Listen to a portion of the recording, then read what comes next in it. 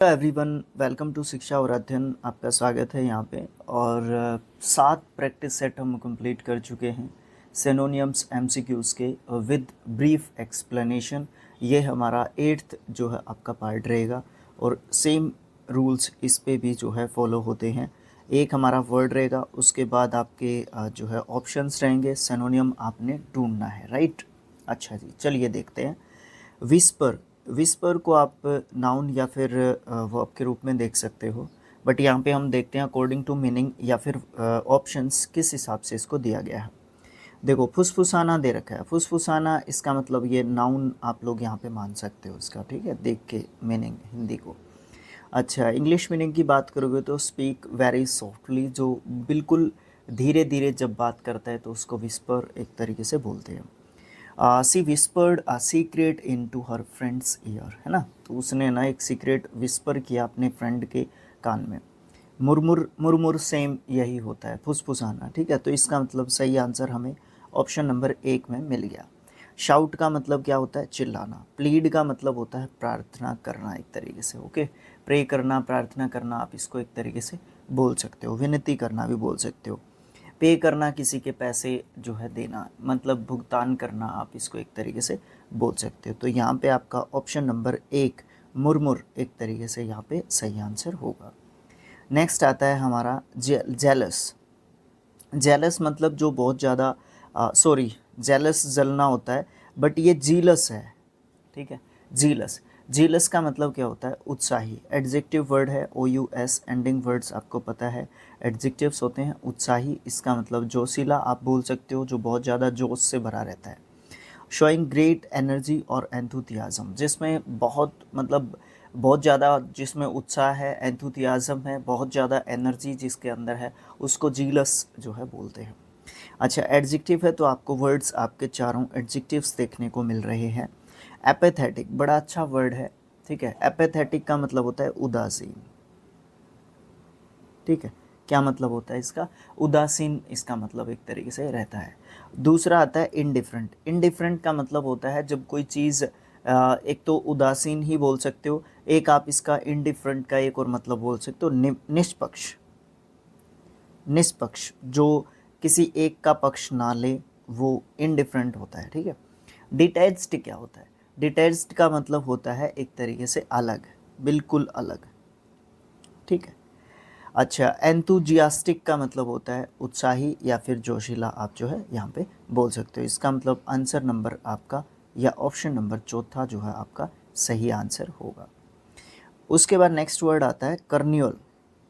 Carnival जो है हमारा होता है नाउन वर्ड। कर्निवल, कर्निवल जो है मेले या फिर उत्सव को हम बोलते हैं कर्निवल, ठीक है।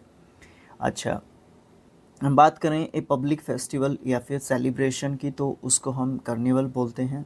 लोकल कार्निवल्स भी काफ़ी देखने को मिलते हैं आपको, है ना, हर हर जगह पे। डिफरेंट डिफरेंट फोक डांसेस, वो सब उसमें जो एक तरीके से ये जो फेस्टिवल्स होते हैं, एक टाइप का कार्निवल का एक टाइप होते हैं। The whole town came alive during the annual carnival, है ना। तो मतलब जो पूरा जो टाउन था वो बिल्कुल एक बहुत ज़्यादा जगमग एक तरीके से कर रहा था जब एक लोकल जो या एनुअल जो कार्निवल एक तरीके से आया था। तो फेस्ट आप इसको बोल सकते हो। वेरी गुड, उत्साह सही आंसर हमारा ऑप्शन नंबर 1 में मिल गया। फंड्रल आपको पता है, अंतिम जो संस्कार होता है उसको फंड्रल बोलते हैं। हैवीली, भारी भरकम जो चीज़ होती है उसको हैवीली बोलते हैं। सीडेट, सीडेट का मतलब होता है सीडेट का मतलब होता है शांत, या फिर आप इसको एक तरीके से बोल सकते हैं गंभीर। जो बहुत ज़्यादा सोचने समझने की जो मुद्रा होती है एक तरीके से, उसमें जो रहता है वो सीडेट एक तरीके से होता है। तो कर्नियल मतलब क्या होता है? फेस्ट या फेस्टिवल। हिंडर, नेक्स्ट वर्ड हमारा आता है हिंडर। हिंडर का मतलब क्या होता है? हिंडर का मतलब वर्ब के रूप में देखें तो हिंडर्ड, हिंडर्ड इसका सेकंड एंड थर्ड फॉर्म होता है। इसका मतलब होता है बाधा डालना, है ना, रुकावट पैदा करना। टू ऑब्स्ट्रक्ट और डिले, किसी चीज़ में डिले करना, ठीक है। The heavy rain hindered the construction work, सही है, सिंपल है। स्टेर, स्टेर का मतलब होता है घूरना, किसी भी चीज़ को या किसी व्यक्ति विशेष को ध्यान से देखना। इसका एक और मतलब होता है टकटकी लगा कर देखना, ठीक है। टकटकी लगाकर देखना आप इसको बोल सकते हो। सोर, सोर बड़ा अच्छा वर्ड है, दर्द या फिर पीड़ा को आप जो है सोर बोल सकते हो, मानसिक होती है पीड़ा वैसे। इम्पीड, इम्पीड का मतलब क्या होता है? इम्पीड का मतलब होता है बाधा डालना या रोकना, ठीक है, ओके, बाधित करना। तो इसका मतलब यहाँ पे इम्पीड हमारा यहाँ पे सही आंसर हो जाता है, राइट। एड, एड का मतलब आपको पता है सहायता, ठीक है, क्या होता है एड का मतलब? सहायता। अच्छा, यहाँ पे वर्ब के रूप में दे रखा है तो सहायता करना, ठीक है, बाधा डालना, ठीक है, ओके। दर्द होना, या ये सोर तो जो है आपका नाउन वर्ड ही रहेगा, यहाँ पे दर्द होना नहीं होगा, ठीक है, सोर यहाँ पे नाउन रहेगा। स्टेड, स्टेड, स्टेड इसका सेकंड एंड थर्ड फॉर्म होता है, राइट, कंप्लीट। नेक्स्ट क्वेश्चन पे चलते हैं। ये है विलन, बड़ा अच्छा, आसान, सिंपल, बिल्कुल सिंपल सहज जो है आपका वर्ड यहाँ पे दे रखा है, ठीक है। The villain in the movie was very cunning, है ना, वो बहुत ज़्यादा चालाक था। Antagonist, very good. एंटेगोनिस्ट हमारा क्या होता है? एंटेगोनिस्ट का मतलब एक तरीके से क्या रहता है, विरोधी जो पात्र होता है उसको एंटेगोनिस्ट बोलते हैं। मतलब आप यहाँ पे सिनोनिम बोल सकते हो विलेन का। फेमस आप जानते हैं, मास्टर आप जानते हैं, क्लियर भी आप एक तरीके से जानते हैं, राइट। नेक्स्ट वर्ड पे चलते हैं बिना किसी देरी के, क्योंकि आसान वर्ड पे ज़्यादा टाइम लगाएंगे तो अच्छा नहीं होगा, क्योंकि टाइमिंग का भी ध्यान रखना बहुत ज़रूरी है। होप, होप को आप आशा कह रहे हो तो आप नाउन के रूप में इसको ले रहे हो, वैसे आप इसको वर्ब के रूप में भी ले सकते हैं। होप्ड, होप्ड जो इसका सेकंड एंड थर्ड फॉर्म होता है, ठीक है। अच्छा, we hope for a better future, है ना, हम जो है आने वाले फ्यूचर के बारे में उम्मीद लगा सकते हैं कि थोड़ा सा अच्छा हो हमारे लिए। विश आप बोल सकते हो कि आप इच्छा, आशा, उम्मीद कह रहे हो तो इसका मतलब होप का सिनोनियम बोल सकते हो। रियलिज्म, जब भी I S am ending words होते हैं वो आपके नाउन वर्ड होते हैं और वो किसी भी प्रोसेस के बारे में बात करते हैं, किसी प्रक्रिया के बारे में बात करते हैं, ठीक है। तो रियलिज्म होता है यथार्थवाद, क्या होता है? यथार्थवाद, सच्चाई की जिसमें बात की जाती है। साइनिसिज्म, साइनिसिज्म बड़ा अच्छा वर्ड है, इसका मतलब क्या होता है? जब भी एक दृष्टिकोण की बात की जाती है, और कौन सा दृष्टिकोण? नकारात्मक, नकारात्मक दृष्टिकोण या एटीट्यूड आप बोल सकते हो, राइट।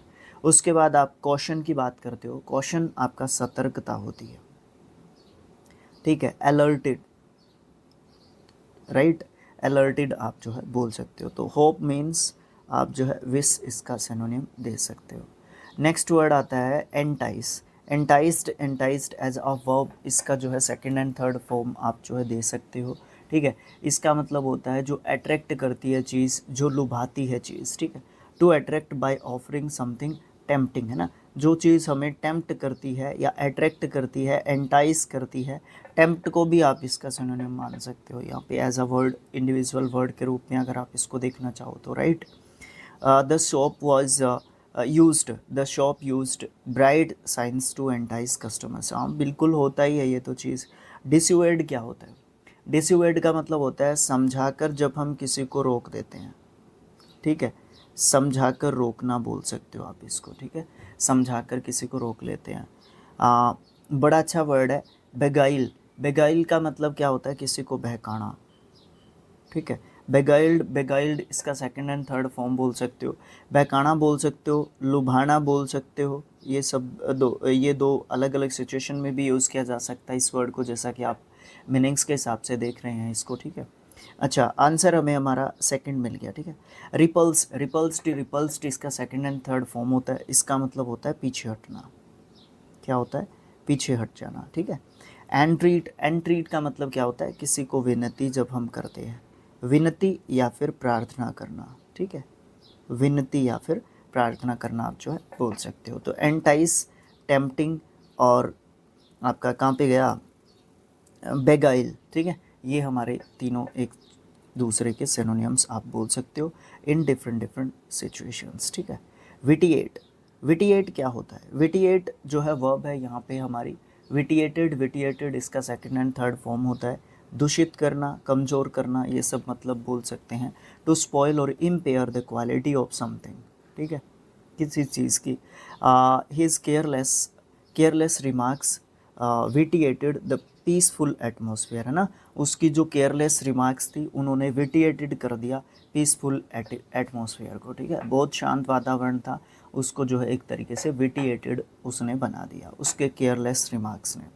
अच्छा, यहाँ पे आपको वर्ब्स देखने को मिल रहे हैं डिफरेंट, सबके पीछे ई है तो डी ऐड करेंगे तो आपका सेकंड एंड थर्ड फॉर्म बन जाएगा। एनहिलिएट, एनहिलिएट एज अ वर्ब इसका मतलब होता है नष्ट करना। क्या करना? नष्ट करना।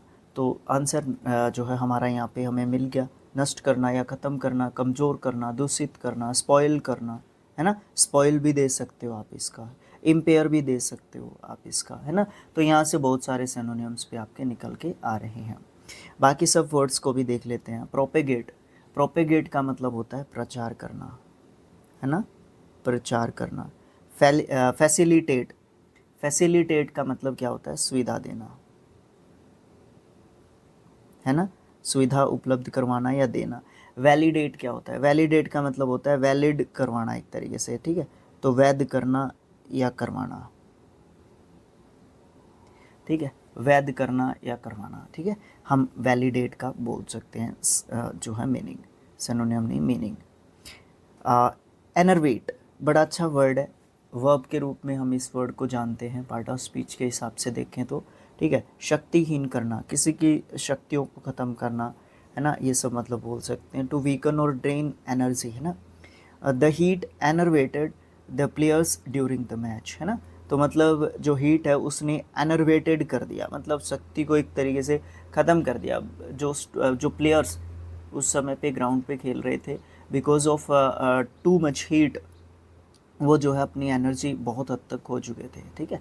तो होता है, गर्मी के कारण बहुत ज़्यादा फ़र्क पड़ता है, बिकॉज़ हम लोग खेलते हैं तो मुझे बड़े अच्छे तरीके से पता है कि गर्मी का कितना इम्पैक्ट पड़ता है। आई होप सो कि आप लोग भी ग्राउंड पे जब खेलते हैं तो बहुत ज़्यादा, बहुत हद तक फ़र्क पड़ता है एनवायरनमेंट का, है ना। तो सर्दियाँ होंगी तो उसमें थोड़ा सा शरीर खुलने में टाइम लेता है ना। गर्मियाँ होंगी तो उसमें ऑलरेडी खुले हुए तो होते हैं, बट एनर्जी डाउन हो जाती है जब बहुत ज़्यादा एनर्जी की ज़रूरत होती है उस समय पे गर्मी के कारण। तो डिसोलेशन बड़ा अच्छा वर्ड है। वीरानी, वीरानी, वीरान जो पड़ा होता है ना, एक तरीके से आप बोल सकते हो, नाउन वर्ड है ये। उसके बाद डिवाइटलाइज, डिवाइटलाइज का मतलब होता है शक्ति छीन लेना किसी की, ठीक है, शक्ति छीन लेना किसी की। तो इसका मतलब कमज़ोर करते हैं, शक्तिहीन करते हैं, तो हमारा यही आंसर हो जाता है। डिवाइटलाइज्ड, डिवाइटलाइज्ड सेकंड एंड थर्ड फॉर्म रहेगा। सिक्योर आप जानते हैं, इनसिक्योर भी आप जानते हैं, ठीक है, ओके। उसके बाद हम देखते हैं अपना नेक्स्ट जो वर्ड है वो क्या कहता है। वो कहता है कि मेरा नाम है ओसीफाइड, ठीक है, ओसीफाइड बड़ा अच्छा वर्ड है। एडजेक्टिव के रूप में हमें इसको लेना पड़ेगा, बिकॉज वर्ब के रूप में तो ओसीफाई होना चाहिए था, तो यहाँ से आप वर्ब हटा सकते हो। अच्छा, कठोर होना या जड़ हो जाना, बिकम रिजिड या फिर फिक्स्ड। रिजिड आप इसका बोल सकते हो सिनोनियम के रूप में देना चाहो तो। His views on society have ossified over time, लेकिन यहाँ पे ये वर्ब का थर्ड फॉर्म के रूप में रखा हुआ है। इसका मतलब ये यहाँ पे इसको वर्ब के रूप में ले रहा है, बट यहाँ पे ये इसका फर्स्ट फॉर्म नहीं लिखा हुआ, ठीक है। IED को काट के वाई लिखना पड़ेगा, ओसिफाई लिखना चाहिए था, वर्ब के रूप में देना है तो, ठीक है। अच्छा, हार्डन यहाँ पे एडजेक्टिव के रूप में दे रखा है, तो इसको मैं एडजेक्टिव का नाम दूंगा यहाँ पे, ठीक है। ये वर्ब के रूप में लिखा हुआ, बट एडजेक्टिव के रूप में रखता हूँ मैं इसको, ठीक है। ये भी वर्ब के रूप में लिखा हुआ है, कहीं उलझा दिया आज तो काम इसने, बट आप समझ लो हार्डन मतलब बहुत ज़्यादा कठोर, ठीक है। हार्डन मतलब बहुत ज़्यादा कठोर, ओके।